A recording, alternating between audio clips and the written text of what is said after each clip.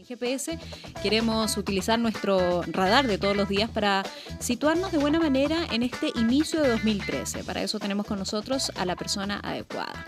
Nos acompaña en el estudio el biólogo y pensador Humberto Maturana, autor de varios y reconocidos libros como El árbol del conocimiento.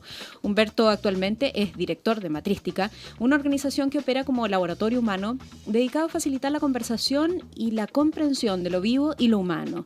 Esto con el deseo de ampliar la reflexión y la acción de las personas en los diferentes espacios. Estamos usando además en nuestras redes sociales un hashtag muy interesante al cual los hemos convocado a ustedes y es por eso que los hemos invitado a él, conversar y respeto. Y es eso precisamente lo que queremos hacer hoy, conversar. Humberto, bienvenido.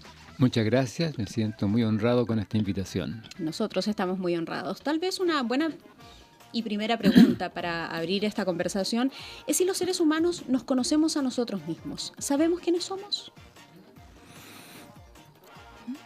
En cierta manera, de los seres vivos que más se conoce es de los seres humanos, porque el conocimiento de un organismo se produce a través de observar ese organismo. Y nuestra historia de observación y reflexión sobre nosotros es bastante larga.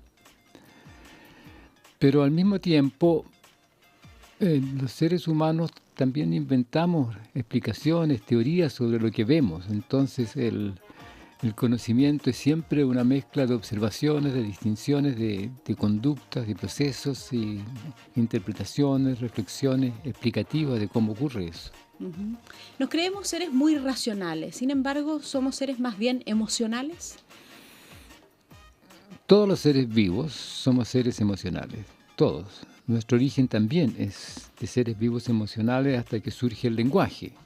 Y el lenguaje surge, según lo que nosotros pensamos, hará unos 3 millones de años atrás con la familia ancestral, que genera el espacio de cercanía y permanencia en el estar juntos que hace posible el lenguaje.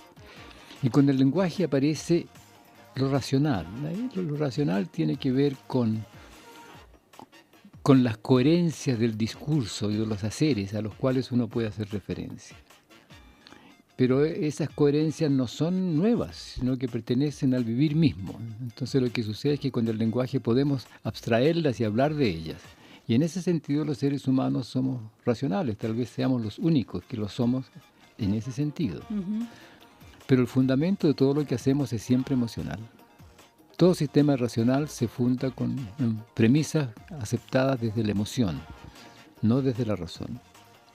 Todos los sistemas racionales se fundan en premisas aceptadas desde los deseos, desde los gustos, desde las preferencias, desde la emoción. ¿Y reconocemos eso en nosotros mismos? No, usualmente no, porque nos acusamos de ser no racionales o de ser muy emocional.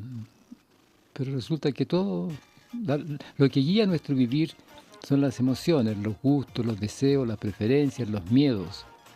Eso es lo que guía. Hacia dónde nos orientamos en el vivir depende de lo que nos interesa, de lo que nos gusta, de lo que tememos, de lo que rechazamos. Y sobre eso hacemos sistemas racionales explicativos, tratando de darle una forma o una argumentación lógica a lo que hacemos. Y existen, fíjense que es interesante, existen dos tipos de preguntas que hacemos. Preguntamos, ¿qué razones tienes? Y también preguntamos, ¿qué motivos tienes? Y estas preguntan cosas radicalmente distintas. La pregunta por los motivos pregunta por las emociones, que es lo más fundamental en el curso del fluir, del vivir. Y la pregunta por las razones pregunta por los sistemas explicativos, por las argumentaciones lógicas de donde uno querría validar lo que dice. Separamos ambas cosas. Pero desvalorizamos las emociones. Las desvalorizamos y siento también, Humberto, que las castigamos socialmente. No es posible. Queremos llevarlas casi a un campo de esoterismo. Estamos saturados de convicciones, vivimos en el mundo de la certidumbre, hay poco margen de acción para la emoción. No, o sea, la emoción está ahí, está actuando todo el tiempo, sino no es que haya poco. Hay un ocultamiento del hecho de que lo que nos mueve, en último término, son las emociones, deseos, preferencias, gustos, miedos, rechazos que tenemos. Y que la argumentación racional la usamos, por así decirlo, para justificar ciertas emociones o para invalidar ciertas emociones. Entonces es un juego siempre en esas dos dimensiones. Cuando queremos decirle al otro que tiene que hacer lo que nosotros queremos que haga, le decimos que sea racional. Cada vez que le digan a usted que tienes que ser racional, le están diciendo tienes que hacer lo que yo digo. Establecemos un cierto dominio sobre el otro de esa forma, ¿o no? O sea, queremos decir, hay un argumento lógico, universal, que es el que te obligaría a hacer lo que yo te digo que hagas, que es la razón. Por lo tanto, lo que te estoy diciendo, haz lo que quiero yo. Pero haz lo que quiero yo que hagas. Claro. La emoción. Estamos conversando con Humberto Maturana. Usted ha planteado que todo nace, o gran parte de los conflictos que tenemos hoy día nacen desde la desconfianza, ¿no? Que en la medida que hemos ido perdiendo la confianza entre los seres humanos ha surgido el control, también la negación del otro, y hemos ido construyendo estas ciertas teorías de la dominación. La pregunta que surge es cómo recuperar esa confianza. ¿Cómo yo entro en un diálogo sincero con usted, confiando en que está diciendo la verdad, que es quien se presenta como es? ¿Qué es eso lo que yo siento que se ha perdido?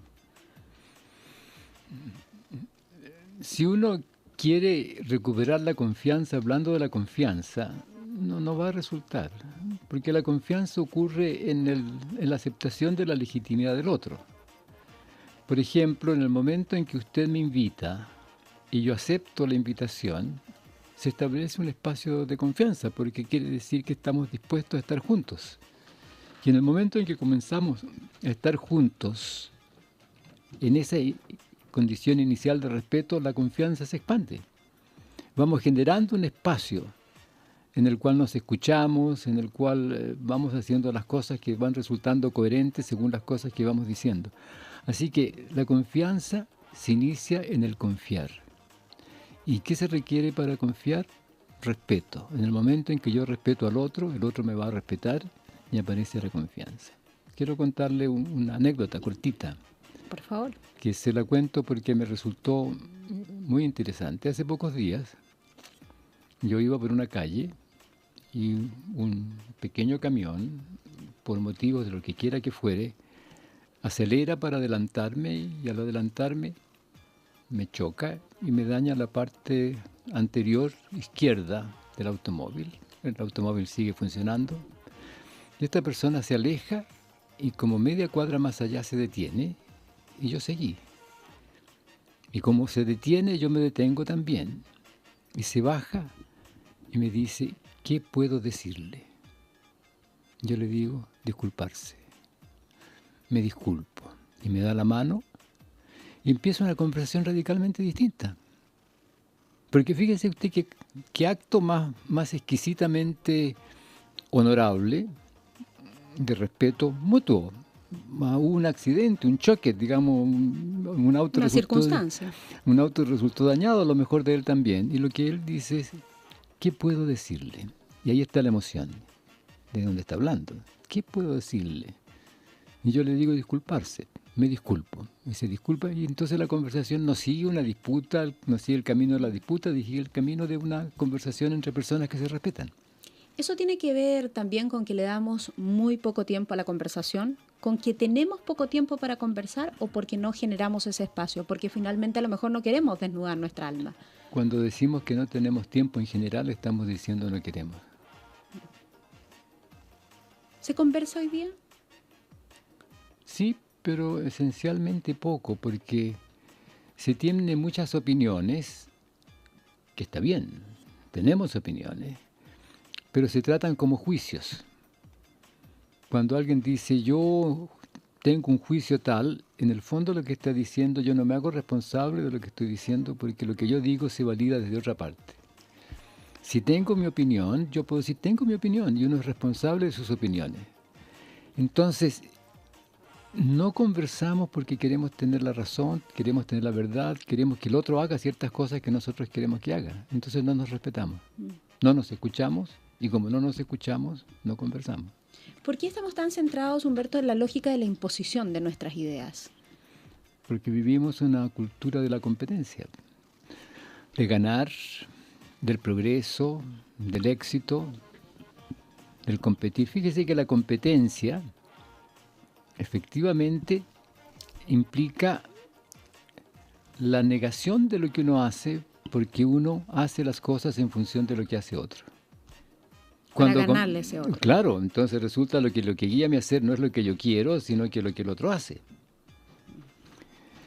Por eso yo digo que cuando hay un partido de fútbol, el que pierde es el más importante. Porque si alguien no pierde, el otro no gana. Pero como estamos centrados en esta idea de que el competir y que el ganar, que eso es bueno, el progreso, hay que ser mejor que otros, hay que lograr. Entonces siempre estamos en esta situación en la cual estamos negando a los demás para nosotros poder lograr algo, porque pensamos o actuamos como si el lograr algo en términos de la calidad de nuestro hacer dependiese del otro. Y no es cierto.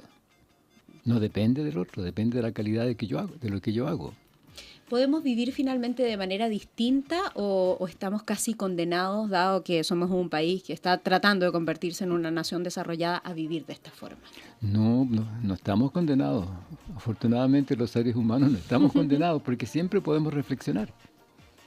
Y aquí, ¿a dónde lleva la reflexión? Fíjese que la reflexión consiste en el hecho de que uno se detiene un instante a mirar lo que está haciendo y se pregunta, ¿me gusta lo que estoy haciendo o no? Pero tengo que mirarlo, y para mirarlo tengo que detenerme. Tengo que aceptar que posiblemente no sé, no veo. Entonces, en ese acto de reflexión se abre la posibilidad de cambiar de dirección. Se abre la posibilidad de darse cuenta de que en realidad no quiero lo que estoy haciendo. Así que vivir en la competencia, en la lucha, en este esfuerzo continuo del éxito, no hace que hagamos mejor las cosas. No nos abre espacios de reflexión que nos permitan escoger un camino u otro según lo que queremos vivir, según lo que queremos conservar en la convivencia. Pero hemos generado esa cultura. Sin duda, y la conservamos. La conservamos desde ni pequeño. Hablamos que los niños tienen que hacer logros, tienen que ser mejor que el otro, tú tienes que ser mejor. Tienen que dar exámenes para poder entrar al jardín infantil, al colegio. Claro, por ejemplo, pero tienes que dar exámenes pero en un ámbito competitivo. No le dicen al niño, tenemos que ver las cosas que hace para saber dónde estarías bien con lo que sabes para aprender más. Que es distinto.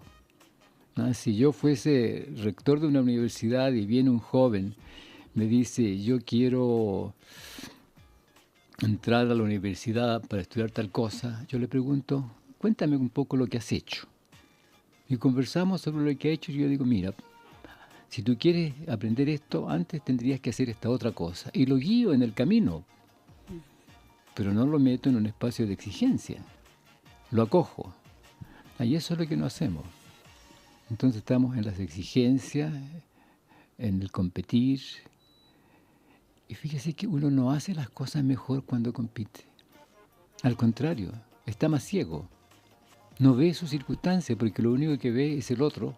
No es lo único, ¿no? Pero parte importante de la atención está captada ahí. Allá. Y no en las posibilidades propias, ¿no? Y no, las habilidades propias. No en las habilidades y no en la circunstancia en la cual uno se encuentra donde las habilidades de uno van a tener presencia.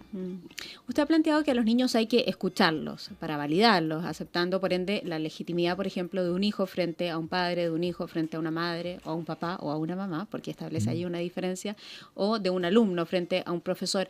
¿Es esa tal vez una de las carencias importantes que tiene nuestra educación, que ha sido uno de los temas que hemos tenido más presentes en la agenda pública durante los últimos 2 años? Yo pienso que sí, porque todos frente a situaciones nuevas tenemos dificultad en el sentido de que no sabemos. Entonces un niño que está aprendiendo algo nuevo, y lo nuevo no es igual para todos. El niño que viene del ambiente A y el niño que viene del ambiente B y el niño que viene del ambiente C.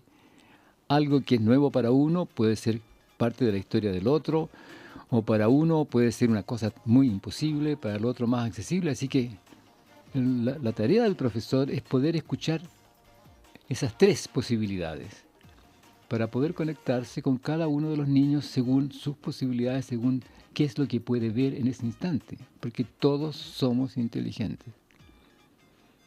Todos los seres humanos, en tantos seres humanos que existimos en el lenguaje, somos igualmente inteligentes, porque la inteligencia tiene que ver con la plasticidad conductual en un mundo cambiante, y para vivir en el lenguaje se requiere una plasticidad conductual tan gigantesca que a menos que hayamos tenido traumatismos, desnutrición, enfermedades genéticas de alguna clase, somos esencialmente igualmente inteligentes. De modo que si este niño no entiende quiere decir que tengo que hablarle de otra manera, porque en el momento en que se encuentre con lo que yo estoy diciendo, lo va a entender y va a desarrollarse. Pero si lo dejo que se atrase, porque no me importa que no entienda, simplemente sigo adelante porque digo que tengo que seguir con el que está más avanzado, lo condeno.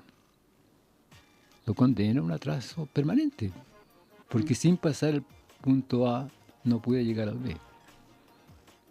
Y eso es una de las cosas que hacemos. ¿Por qué? Porque tenemos que cumplir con el currículum, porque tenemos que satisfacer tales exigencias, etcétera. Y nuestra tarea fundamental como profesores es generar el espacio en que todos los jóvenes, niñas, muchachos, muchachas, se transformen en una ampliación del entendimiento, y mi tarea es guiar para todos las condiciones de que puedan encontrarse con sus capacidades y emprender su entendimiento. ¿Y cómo pueden ser allí una ayuda a los padres? El papá, la mamá, la figura materna, que yo creo que es muy importante, y también me gustaría una mención a lo que ha ocurrido con la inserción de la mujer en el mundo del trabajo, lo que evidentemente ha generado un vacío para algunos niños que bueno, tienen en su casa. Sin duda, si el trabajo, digamos, los niños necesitan a la familia completa. Si hay mamá y hay papá, mamá y papá son fundamentales. Si hay solamente mamá, la mamá es lo fundamental. ¿Y qué significa mamá y papá? Significa adultos que se respetan, que se quieren y lo quieren a uno. Y por lo tanto le abren espacio para que uno surja. ¿En qué sentido? Se transforma en la convivencia, aprenda al vivir. Por ejemplo, cuando un niño dice, mamá, una niña o el niño dice, mamá, ¿cómo se hace ese dulce tan rico que tú preparas? ¿Qué está diciendo? Está diciendo, uno, que aprecia el trabajo de la mamá. Dos, que quiere hacerlo bien él o ella también. Y tres, que está dispuesto a aprender. Entonces es maravilloso. Pero si yo mamá o yo papá le digo, ay, mijito, no tengo tiempo. Otro día te cuento, claro. Matas todas esas tres posibilidades. Estamos conversando con el biólogo y pensador Humberto Maturana, lo han comentado en Twitter, y nos preguntan aquí en nuestra red social que cuál es el camino alternativo a la competencia. Humberto. La colaboración. Usted suprime la competencia y aparece la colaboración. Entre todos lo vamos a lograr, como una bueno, cuestión entre social. todos, pero claro, porque en el momento en que suprimo la competencia, dejo yo de estar centrado en ser mejor que el otro. Puedo mirar lo que el otro hace y aprender de él o ella, y el otro a su vez va a mirar lo que yo hago porque no está también compitiendo conmigo. Entonces, ¿qué aparece? La posibilidad de hacer algo juntos. Aparece la colaboración. ¿En qué espacio? En el que sea que corresponda a la situación en la cual nos encontramos. Suspende la competencia, aparece la colaboración. Y que contribuye muchísimo a la felicidad. Humberto, hace un tiempo estaba escuchando a alguien reflexionar a propósito de un programa que se dio en TV, en un estupendo reportaje que se preguntaba si los chilenos éramos felices o no en comparación con otros índices de otras naciones. Y escuchaba allí a propósito de que hemos restado importancia a vivir en comunidad. Y se analizaba, por ejemplo, los mensajes de la publicidad o de los mismos exitosos libros de autoayuda que te dicen todos estos textos: la fuerza es tuya, el poder es tuyo, tú puedes ser feliz, tú eres responsable de tu propia felicidad, excluyendo de todo eso a la comunidad, versus, por ejemplo, lo que pasaba en Costa Rica, donde la gente se sentía feliz porque explicaban ejecutivos del gobierno que habían creado, por ejemplo, hospitales públicos de la mejor calidad, mejor incluso que los privados, y es allí donde querían acceder tanto los más ricos como los más pobres, y allí había un encuentro desde la fragilidad, desde la debilidad, desde la enfermedad, para reconocerse en el otro y construir, si se quiere, esta felicidad en comunidad. Lo encontré un buen ejemplo eso. Sin duda que es un buen ejemplo, porque lo que está involucrado allí, en el momento en que yo hago un hospital público, es que todas las personas son legítimas e igualmente dignas de atención. No solamente igualmente dignas de atención, sino igualmente dignas de la mejor atención. Entonces usted genera un espacio de mutuo respeto y por lo tanto un espacio de colaboración. Y si eso lo hace uno seriamente, entonces se amplía la capacidad de hacer la terapia, de colaborar, de hacer cosas juntos, de resolver las dificultades a través de la presencia o conversación con otros. Estuve revisando una entrevista que le concedió a Christian Barken en La belleza del pensar hace unos años ya. No, Sí, no sí. logré encontrar la fecha, pero No, hace muchos años. habían pasado unos años, donde usted hablaba de las imágenes. ¿Ah? De lo preocupados que estamos de construir algo ante los demás, una imagen. Y pensaba hoy día y trataba de unirlo, linkearlo con los resultados, por ejemplo, de la encuesta CEP, que es precisamente lo que miden las encuestas. Una imagen de un determinado candidato, una imagen de un determinado presidente. ¿Por qué hoy día la imagen lo domina todo? ¿O no tiene usted esa sensación? No, sí, claro, yo tengo esta sensación, pero no solamente hoy. ¿Siempre ha sido así? Pero piense usted en los edificios. Piense en algunas partes del antiguo Santiago, donde está la fachada. ¿Ah? La fachada es una imagen. Y usted ve una fachada y mira para atrás y ve una cosa que no corresponde con la fachada. Porque ¿qué hace la fachada? Proyecta una imagen. Las imágenes siempre son mentirosas, porque no muestran lo que hay o lo que es. Cuando uno proyecta una imagen, en el fondo está queriendo que el otro vea algo que no es. Cuando uno se conduce siendo como es, no proyecta una imagen, muestra su identidad, muestra su pensar, muestra su sentir. Así que cada vez que buscamos imágenes, digamos, queremos proyectar una imagen, en el fondo queremos mentir. No nos damos cuenta de eso. No es consciente. No, porque confundimos la imagen con la identidad. ¿Cuál es la diferencia? La diferencia es que en la identidad uno se muestra como es, en el sentido de que uno dice lo que piensa, actúa, reflexiona de una manera, cambia de opinión cuando escucha algo que le parece interesante, no está defendiendo ninguna idea, sino que está participando en la creación, o cuando presenta una idea, no es que la defienda porque sea suya, sino que hace las argumentaciones que le dan validez, etc. Pero cuando uno presenta una imagen, lo que quiere es que el otro lo vea a uno de una cierta manera. Bueno, yo tengo que presentar la imagen de que soy una persona que tiene confianza en sí mismo, porque si no presenta esa imagen, entonces no te van a dar el trabajo, por ejemplo. Entonces, bueno, pero es que yo soy tímido. Sí, pero no puede hacer, tienes que proyectar una imagen de solidez, de autonomía.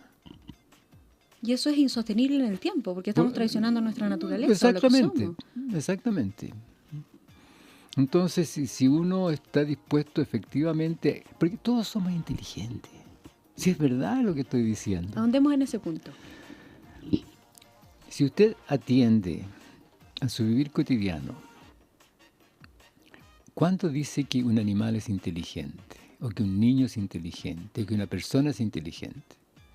Cuando ve que ese animal, ese niño, esa persona adulta, se conduce de una manera plástica frente a un mundo que está cambiando. Recoge el animal de la calle, lo trae a su casa, viene un amigo 1 o 2 días después y dice, mira, recogí este gatito y lo inteligente que es. Ya conoce la casa entera, sabe esto, todo. Un mundo completamente distinto de aquel en el cual se encontraba. Lo mismo pasa con los niños, con las personas, con los adultos. Y esa capacidad, esa plasticidad conductual frente a un mundo cambiante, por supuesto, es distinta en las clases distintas de organismos, pero en los seres humanos, como seres que existimos en el lenguaje, la plasticidad conductual que se requiere para existir efectivamente en el lenguaje es tan gigantesca que todos somos igualmente inteligentes. Yo no soy más inteligente que nadie, he vivido distinto de otros, tenemos distintos gustos, distintas preferencias, pero todos somos fundamentalmente igualmente inteligentes. Ahora, nos orientamos de distintas maneras en los gustos y las preferencias, según los gustos y las preferencias. Pero en el momento en que uno acepta que el otro es tan inteligente como uno, está dispuesto a escucharlo. Y a propósito de eso, en Twitter nos preguntan si son compatibles y cómo son compatibles la colaboración con el liderazgo. Que es una buena pregunta. Una muy buena pregunta. Yo creo que, como se entiende el liderazgo en general, no son compatibles. Porque en la historia de la palabra liderazgo, es una historia de palabra de aceptar la autoridad de otro. Y en el momento en que usted acepta la autoridad de otro, no colabora, obedece, se somete. Entonces confundimos mucho. Es completamente distinto de, por ejemplo, la coordinación, la conversación con otros que permite generar una idea y ponerse de acuerdo. Y en el momento en que nos ponemos de acuerdo sobre el quehacer, es el acuerdo lo que guía el quehacer, no el liderazgo. No la dominación. No la obediencia, No efectivamente. la obediencia. ¿Mm? Y si usted atiende bien, usted se dará cuenta que cada vez que uno obedece, uno se siente mal. Es importante finalmente respetar los errores. Este es un mundo que no respeta los errores. No, absolutamente. Lo condena. Absolutamente, porque si no respeto los errores, no me doy cuenta de ellos, o los oculto, o miento. Pero el otro también tiene que respetar mis errores. O sea, cuando yo digo, cometí un error, estoy diciendo una cosa muy potente. Me doy cuenta que hice algo que era inoportuno, aunque en el momento en que lo hice pensaba que era así. Y eso debiera abrir la posibilidad de una conversación para corregir el error, para compensarlo. Bueno, ¿hay errores terribles? Sí, por supuesto que hay errores terribles que uno no quisiera haber cometido. Pero resulta que cuando uno hizo lo que hizo, no quería cometer un error, pensaba que era válido.